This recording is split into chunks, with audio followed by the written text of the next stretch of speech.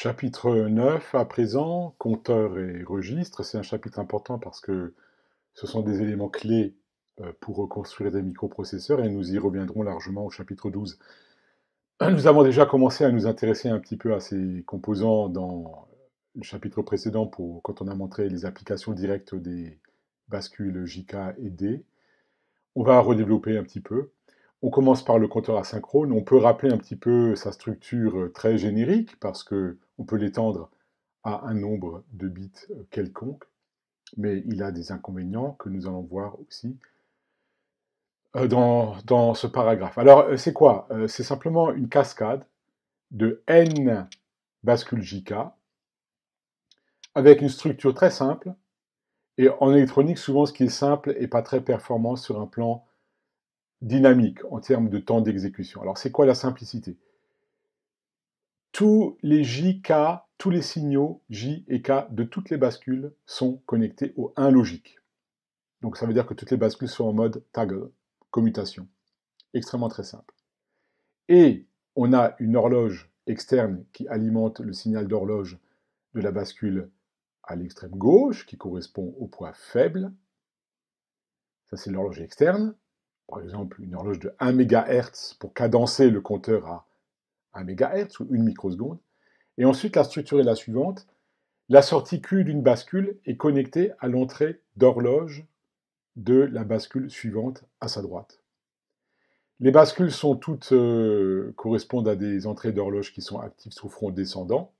On trouve des variantes, on trouverait des variantes, hein, bien sûr. Mais là, on va le faire avec des fronts descendants. Et donc, ça, cette structure-là, si vous avez n bits, ça compte de 0 jusqu'à 2 puissance n-1, donc en binaire naturel. Alors maintenant, dans la vraie vie quotidienne, on compte rarement en binaire naturel. On compte typiquement de 0 à 9 sur une horloge numérique. Mais vous comptez de 0 à 9 et encore de 0 à 5 pour les dizaines de secondes. Alors comment on procède? C'est une petite variante. Donc ici, compter de 0 à 9, ça correspond à utiliser un compteur asynchrone 4 bits, mais qui compterait normalement de 0 à F ou de 0 à 15. Et l'astuce, c'est parce que c'est une astuce, ça correspond en fait à interrompre la séquence binaire naturelle de 0 à 15. C'est-à-dire on va détecter la première combinaison qu'on ne veut pas dans la séquence, c'est-à-dire c'est 10, puisqu'on veut compter de 0 à 9. Et quand on détecte 10, on fait une remise à 0 asynchrone de toutes les bascules.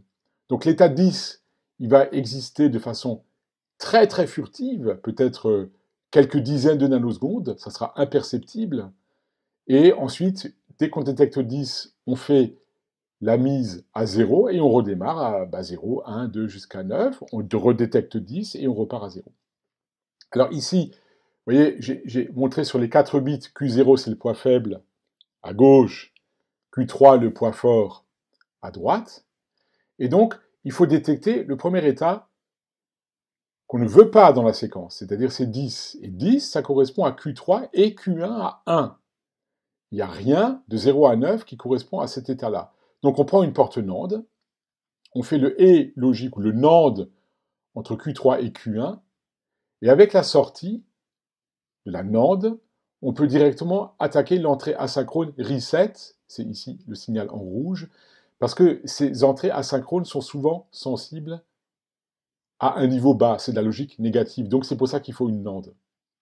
Voilà, donc on détecte cette séquence, enfin cet état qu'on ne veut pas dans la séquence, et ça provoque la remise à 0, et on redémarre à 0. Donc voilà une application du compteur asynchrone quand on veut compter autre chose que du binaire naturel. Il y a une vidéo sur ma chaîne qui vous montre la simulation dans Proteus Isis de cette structure comptage de 0 à 9. Alors, encore un détail. Est-ce qu'on peut utiliser cette structure asynchrone pour décompter en binaire naturel, par exemple? La réponse est oui.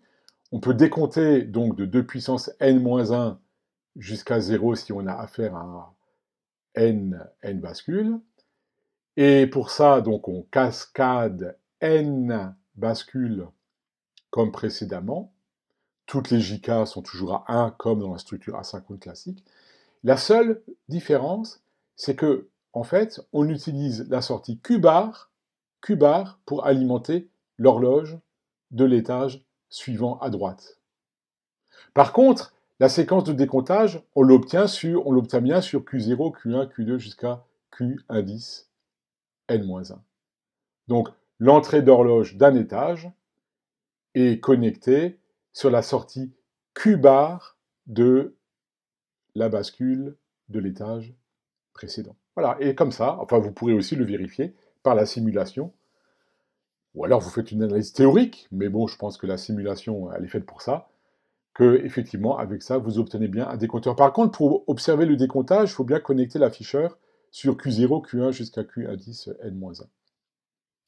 C'est une erreur classique, hein. Les étudiants, souvent, connectent Q-bar sur les horloges, et après, ils connectent l'afficheur aussi sur les sorties Q-bar. Non, la séquence de décomptage, c'est bien sur les sorties Q direct, Q0 jusqu'à Q indice N-1. Et puis, pour finir sur ces compteurs-décompteurs asynchrones, et surtout pour faire un peu le lien avec le paragraphe suivant, c'est la problématique de la performance dynamique qui n'est pas terrible sur ces structures asynchrones, et ça, on va le voir tout de suite.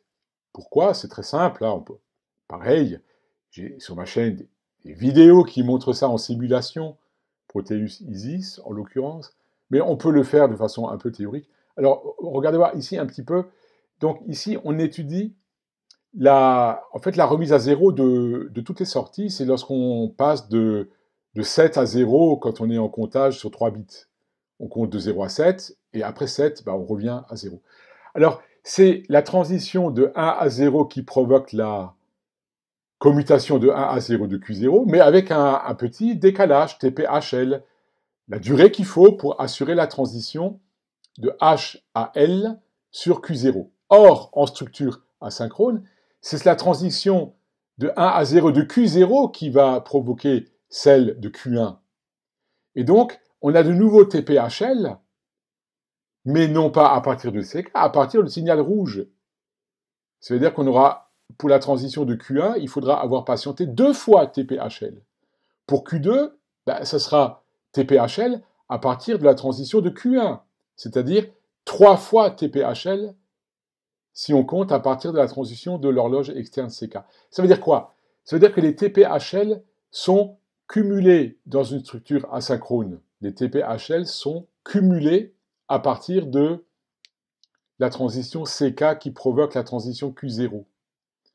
Et ça veut dire que, clairement, si on a un nombre de bits important, vous allez devoir patienter n fois TP-HL pour la dernière transition de Q indice N-1, et ça, éventuellement, ça peut poser problème, et je vous recommande de vérifier ça en simulation. Si la fréquence d'entrée est trop importante, les n fois TP-HL deviennent rédhibitoires.